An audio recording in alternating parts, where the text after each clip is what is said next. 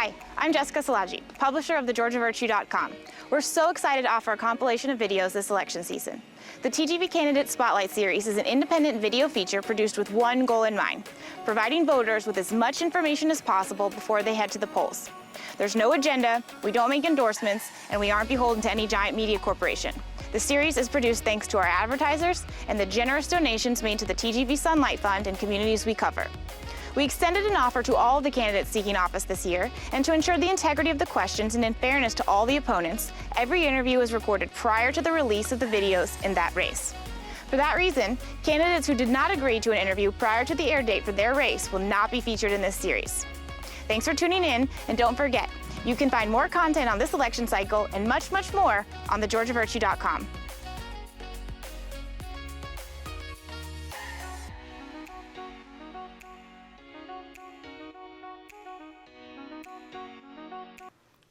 So today I'm sitting down with Robert Busbee, who is a candidate for district attorney in the Ogeechee Judicial Circuit, which is Bulloch, Effingham, Jenkins, and Screven counties. So thank you so much for joining us. It's great to be here. Why don't you just start off and tell us a little bit about you, your legal background, and just your ties to the area. Okay. I grew up in Wayne County originally. I came to Bulloch County, I believe in 2006, to go to Georgia Southern University. Left for, I'd say, about 3.5 years to go to law school and then prepare for and take the bar exam. Then I came back, passed the bar exam in 2012, became an official lawyer. But at the time, we were kind of in the tail end of the Great Recession, so I just got an ordinary job and saved up money until 2014, when I was able to start a practice here in Statesboro. It was actually in my apartment on Zetterauer Avenue. Around the same time that I was starting the practice, I met my wife. Not yet wife, I met Erica, who's now my wife. We've been going pretty much ever since 2014. We've moved locations. We moved out of the apartment pretty early on into a small office above the Daily Grind. We were there for about a year. Then we went to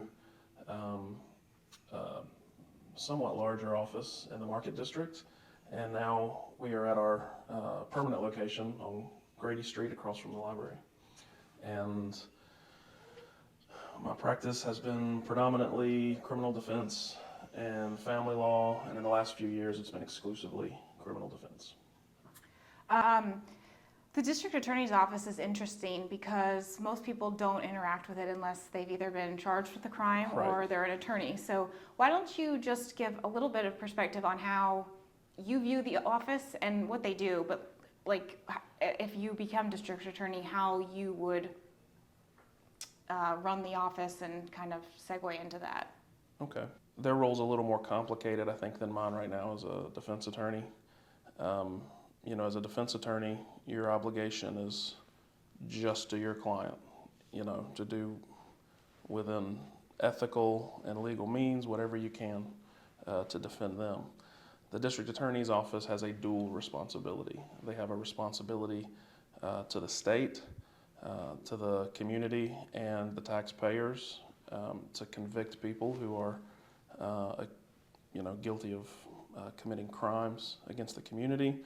But they also have a responsibility to the defendant to ensure that an injustice is not carried out, which is to say that they're not wrongfully convicted, and that their constitutional rights are protected. That's something that would be very important to me, to ensure that we get wins, we get more wins, but we do it correctly and fairly.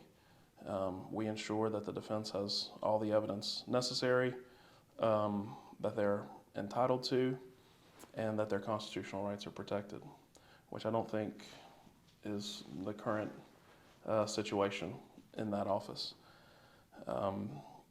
When you're in the district attorney's office, you've already really got an advantage in that all the people involved on your side are professionals, from law enforcement to investigators to the attorneys. you know, in my experience, a lot of the times, you know, a lot of the damage to your case is already done when it comes into your office because your client isn't a professional. So I don't think the state, if they're being efficient, I don't think that they need to put their thumb on the scale to win. And I think most other circuits in this state are able to win while also, you know, adhering to the Constitution. You talked about the role of the office, but what about the role of the district attorney? Because people view that job differently, and what your day-to-day operation should be. Should you be in the courtroom? Should you be in the office? What is your job as the chief prosecutor? I mean, I think you've got to be in the courtroom. And in most of the other circuits I've been in, you know, particularly our neighboring circuits, you go to court, even in the smallest counties, you'll see the district attorney in there working. I mean, even if you don't have a caseload, I mean, you've got to be in there. How can you properly supervise and know what your attorneys are doing if you're not there, you know, at any point during the year? So yeah, I would certainly I would be in court, and I think any major cases, you know, I would feel like I need to have lead on. And I mean, frankly, I think I would enjoy.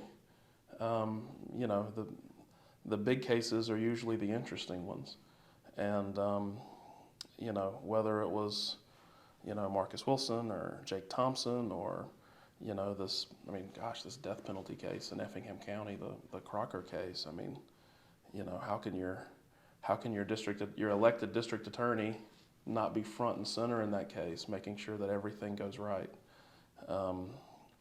But then in addition to that, I mean, you know, I would want to work particularly with the younger attorneys and, you know, sit with them in trial and you know, just, I guess, have a more hands-on approach in the courtroom, because that's where I've spent my time over the last decade, and that's definitely where I want to be when I get into office. You mentioned a little bit about supporting some of the younger or greener prosecutors in trial, but what other types of things do you see as your responsibility in supporting staff? Because you can't do everything, right? So yeah. No, I mean, I think you've got to be able to trust and rely on the people that work for you. You know, my office is certainly much smaller than the district attorney's office, but you know, I've hired good people, and it's people I can rely on. And so if I've given them responsibility to do something, I trust them to do it. I don't believe in yelling and screaming at employees. I mean, you know, and this is just me, I mean, I feel like if, you know, your relationship with your employee is such that you feel compelled to scream at them in the office, then, you know, it's probably not a good fit. And so I've never done that in my practice. And yeah, I mean, like you said, you've got to be able to rely on them. You've got to give them autonomy. I don't want to micromanage their work. I want to guide them, show them what I expect, and give them the opportunity to produce those results. You know, and this is from the outside looking in, but I do kind of feel like those guys in that office are sort of put in a no-win situation. You know, it's, you know, when you get a bad case, if you make a reasonable plea, you know, you get yelled at and, you know, berated for that. But then if you take that case to trial, you know, knowing that odds are against you, and then you lose, as one might expect, you get yelled at for that. And, you know, I think that creates a toxic environment with the employees. I would want to give the guys in that office an opportunity to succeed, not set them up for failure. Before we move on, I want to kind of dive a little bit deeper into that, because you mentioned plea agreements and things and bad cases, or maybe where a crime has been committed, but you don't have the evidence to prove it at trial, or even for the charges that they've been indicted on or something. How would you evaluate? I mean, I know that you can't just make blanket statements and say, I would do this in these cases and I would do that in these, but how would you, what approach would you take to kind of say, like, this isn't something I can move forward on? Well, it's all evidence dependent. I mean, I can tell you I've never, in the history of my practice, looked at a case and said, well, as a defense attorney, well, the evidence isn't there, but I feel like they've got better attorneys, so we need to plea. Like, that's just not the way it works. You look at the facts on the defense side, and I think on the prosecution side it's going to be the same way. You're anticipating what a jury will say, and you really have to structure plea offers, based on that, based on how well, how strong you think your likelihood is of succeeding. Because, I mean, at the end of the day, if you take a case you can't win to trial, you get nothing. You get a victim who's not been satisfied. You get a community that's, maybe a little less safe. I don't think it serves anyone to go to trial on a case you can't win. But it's all evidence dependent. It's, what can we prove? And I think to that end, if you want to attack that issue, it's not to keep forcing these cases to trial. I think it's working with law enforcement and helping them understand, like, okay, when I see a case like this, when I see this fact, this is what it's gonna, this is what's gonna happen in trial. If this happens, we're gonna get this piece of evidence is gonna be suppressed. I think the best way to handle that is to have a close, strong working relationship with law enforcement in our 4 counties. But really, it's all going to be evidence dependent. Do you see the district attorney's office as a check on law enforcement? Not in the sense that they've done anything wrong, but perhaps when cases where there's not really a pathway for a plea or trial, like, could there be an instance where the district attorney stops a case from moving forward further, or do you not see it? How do you see that? Well, yes, sometimes. I mean, if you take the, it's kind of ironic, but if you take the Jake Thompson case, for example, and I say it's ironic because he was law enforcement at the time, but he was also the suspect. So people, if they're not familiar with the case, that was the officer involved in shooting in Screven County that involved Correct. A trooper in Right. Central. So. Yeah, right. Jake Thompson was in Screven County. He was a Georgia State trooper. He was trying to pull over a suspect for I understand it was just a traffic violation. The guy refused to pull over, and he was heading, it was at night, and he was heading towards a dangerous intersection there in Screven County. And Trooper Thompson made the decision to pit him before he got to that intersection and, potentially killed somebody. And when he pitted him, he got out of the vehicle, and then in a matter of seconds, the gentleman in the car tried to punch the gas and run him over. The GBI, I understand, looked at some of the evidence at the scene, including the fact that when the vehicle was pitted, the cables came off the battery. And I guess because they didn't know a lot about vehicles and electrical systems in vehicles, they understood the car to be inoperable, and it wasn't. And so they recommended prosecution of Trooper Thompson. That would be a spot where, as district attorney, you step in and you say no. Like, I've looked at the evidence. We're not going any further. It's rare. I mean, it's going to be a rare situation. Sure. But yeah, to some extent, yeah. I mean, ultimately the buck stops with the district attorney. I mean, you've got to make a decision. You can't let, like in the Thompson case, you can't let the GBI tell you that you've got to prosecute this guy. You've got to make that decision. That's what I believe. That's from being a business owner. I mean, at my office, the buck stops with me. I make the decisions. So, yeah, to answer your question, on occasion.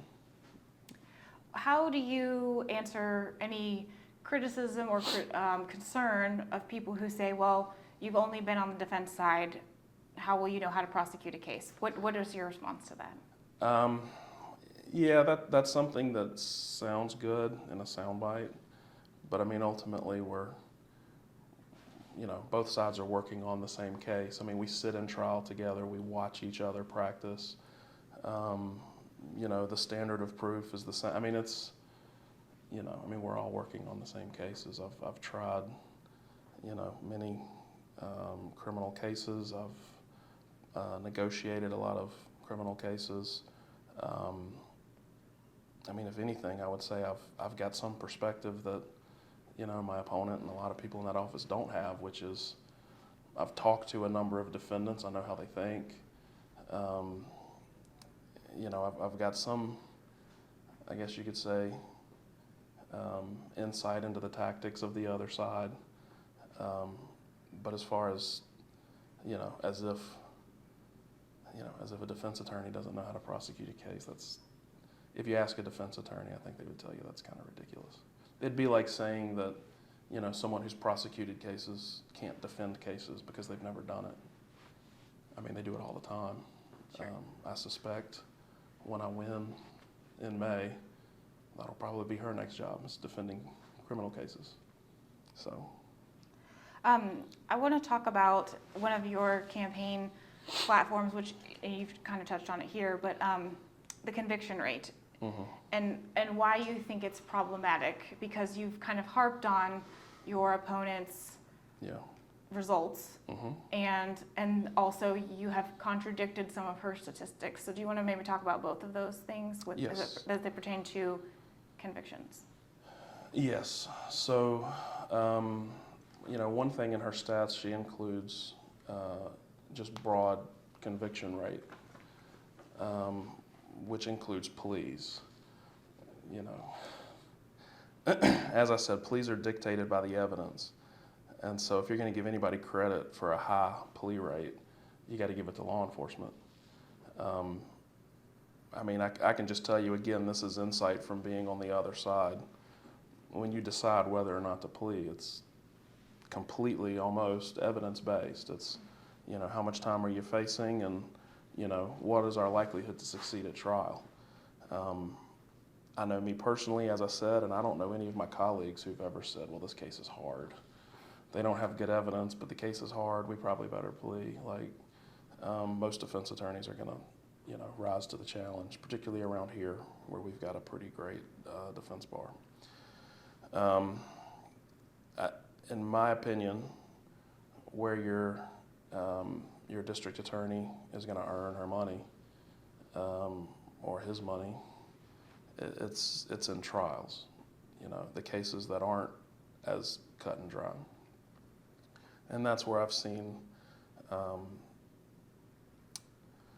a problem with them having success. And as you said, our stats are different. I put her success rate, her office's success rate in the 3 years she's been in, at least in Bulloch County, at 44%. I believe she puts it somewhere around 84%. I think that evidence is a big difference in philosophy between the two of us. She's willing to accept good enough. If you charge someone with murder, say you charge them with murder, aggravated assault, cruelty to children, and speeding, and you lose on everything but the speeding, if she got that guilty on the speeding, that's going in the win column for her. I don't consider that a win. Whatever your top count is, whatever the most serious thing you charged, if you're going to trial, then that's what you need to win on. And if you don't think, take, the big Marcus Wilson case, they're telling us this guy is driving down the highway, shoots a child in the back of the head. It's murder. They go to trial. They get involuntary manslaughter. And then they have this little press conference afterward, like a victory celebration, that justice was done. Well, if that was justice, why was he charged with murder? I mean, I expect excellence, and I think from being in the private sector, you have to. If you accept good enough as a defense attorney, you're not going to be in business very long, because people are going to go to someone who can provide excellence. And that's something I want to bring to this office. I don't believe 84%. I don't think the public would agree with that when they look at the outcomes of the cases. I mean, the murder success rate, just from the case of the trials here in Bulloch County that I found, I put it at either 8 or 9 out of 17. Rapes, I mean, they lost 5 out of 6. And some of those even, it was like the Chalkley case that I tried in 21. It was a single count. So, they can't even paint that one as a win at all, because there's nothing, there's no guilty plea to anything. I mean, it's just, we've got to do better. We've got to do better. I mean, one of two things is true when you go to trial, and you don't win. Either you've prosecuted and incarcerated an innocent person, and now the jury has set them free, or you've failed to prosecute a guilty person and a jury has set them free. Neither one is a good thing for our community. I want to talk about bond for a moment, because it's been a very well talked about issue in our community, especially in Bulloch County. And there's a lot of moving parts to it, of course, because it's not all on the district attorney's office. Right. COVID, judges, the magistrate court, there's lots of moving parts to it. However, you do have the option to oppose bond, and there seems to be blanket policies in place for those oppositions. Would you consider taking the same approach, or do you want to take a different approach? What is your position on bond, and how will you approach that as district attorney? Yeah, I don't think a blanket approach is best. I think you need to go case by case, defendant by defendant. The state lays out 4 factors to consider. Likelihood to flee, danger to the community, likelihood to commit another crime. These things are pretty easy to apply to a case, and I think we want our criminals to serve their time post-conviction, if you can help it. Now, some people, you've got to hold them. You can't let them out. They're dangerous, or they've got no ties to anywhere. And if you let them loose, you're never going to see, they're going to end up in Mexico or who knows where. But, broadly speaking, I think we've got to take a look at this bond issue, because it costs the taxpayers money, to house all these people. And then you've got these situations where somebody spends 1, 2, 3, 4, 5 years in jail, only to be found not guilty by a jury. I mean, that's ridiculous. And even if the person is guilty, like say it's someone that is dangerous that we can't, that does not need bond, I mean, we need to move these cases faster. And, they need to be a priority. And, I don't think anybody should be sitting for a year. And like you said, it's not completely in the district attorney's hands, but the district attorney's got a lot of power there to rectify this situation. Criticisms on the campaign trail seems to be that you're not tough on crime because you're a defense attorney. That's because that's such a hot button topic for district attorneys in our state. We've got sanctuary city district attorneys up in North Georgia. We've got dismissals, and Chatham County is a different beast, and they're just trying to compare you, I think, to more liberal district attorneys, despite the fact that you're running on the Republican ticket. So do you want to just talk about like the perspective of being tough on crime versus how you see the job and how you kind of balance that act? Yeah, I mean, I think that's a misconception about defense attorneys. You know, when you're on the defense side, you've got a job to do. I've described the criminal justice system as a three-legged stool. You got the judge who's neutral, the state on their side, and the defense on their side. And if either one of those three isn't doing their job to the best of their ability, you know, the stool will fall over. That doesn't mean that defense attorneys are pro-crime. And I think most people who know defense attorneys would know that to be true. You know, you're doing the job. You know, you're playing your part in the criminal justice system. But yeah, when I switch teams, then I'm going to provide that same zealous, you know, and hardworking mentality that I provided to the defense. I'm going to provide that to the prosecution side. Yeah, I mean, yeah, you almost don't know how to answer that. That's a weird thing, and I hope that's not coming from the other side, because that would be very disappointing if that was how she saw us in the defense bar. Yeah, I've never been called liberal before, so that would be odd. No, yeah, I can just say I would provide the same rigorous work ethic that I provide now, but it would be provided to the other side. In a nutshell, why do you think you're the better candidate? Well, for a lot of reasons. You know, one is, as I just mentioned, my work ethic. You know, you build a small business. I mean, if you ask anybody that's done it, there's no way to do it without working your tail off. You know, weekends, after hours. I mean, you know, particularly when you're first getting started and you're everything. You're the attorney, you're the office manager, you're the IT guy, you're the janitor. You know, and even before I became a lawyer, you know, I did all kinds of you know, entry level, I guess what you call blue collar type work. You know, I'll be there, you know, ideally I'll be there before the attorneys get to the office, and I'll be the last one to leave.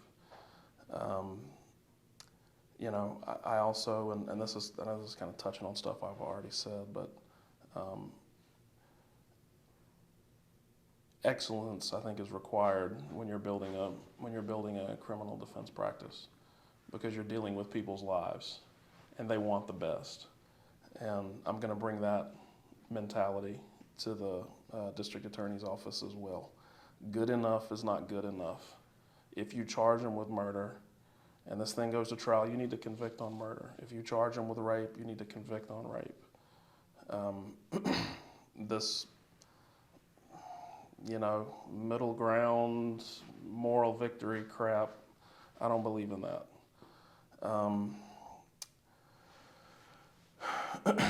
I've also, in the course of being a private business owner, I've had to manage a budget.